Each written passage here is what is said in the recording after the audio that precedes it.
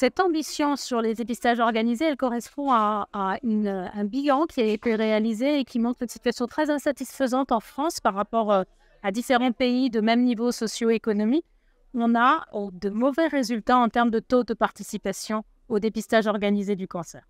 Et quelle que soit la profession qu'on exerce, et en particulier quand on est médecin généraliste, l'idée c'est de se mobiliser et de trouver des leviers pour améliorer la participation des usagers.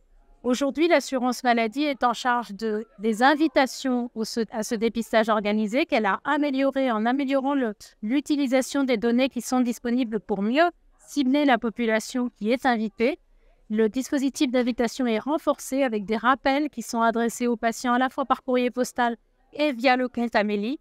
Et l'enjeu, c'est d'aller vers l'ensemble de la population. Les professionnels de santé, notamment les médecins généralistes, sont là pour être les relais de cette action, de manière à ce que collectivement, on améliore la participation au dépistage organisé.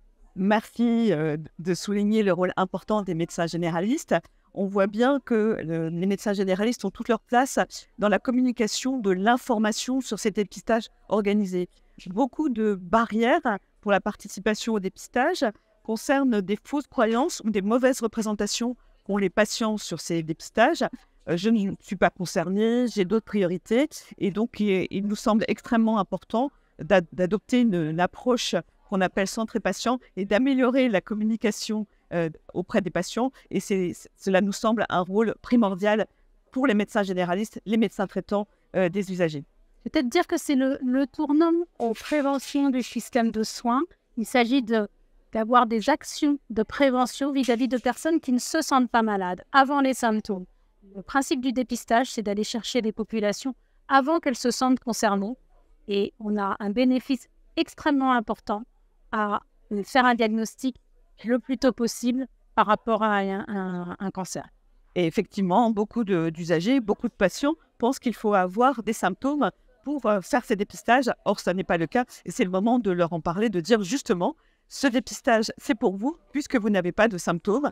Notre rôle en tant que médecin généraliste est aussi d'orienter les patients éventuellement qui ont des symptômes ou des facteurs de risque de plus élevés de cancer pour les orienter dans le bon parcours. Et à ce moment-là, par exemple, de les orienter vers une coloscopie s'ils sont à risque plus élevé de cancer colorectal ou de leur proposer de faire des dépistages plus fréquents pour le dépistage du cancer du col de l'utérus si ce sont des populations plus à risque.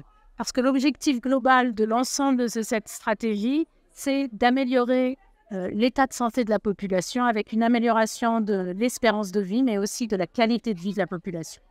Et ces dépistages organisés ont montré leur efficacité, donc à nous tous de se mobiliser.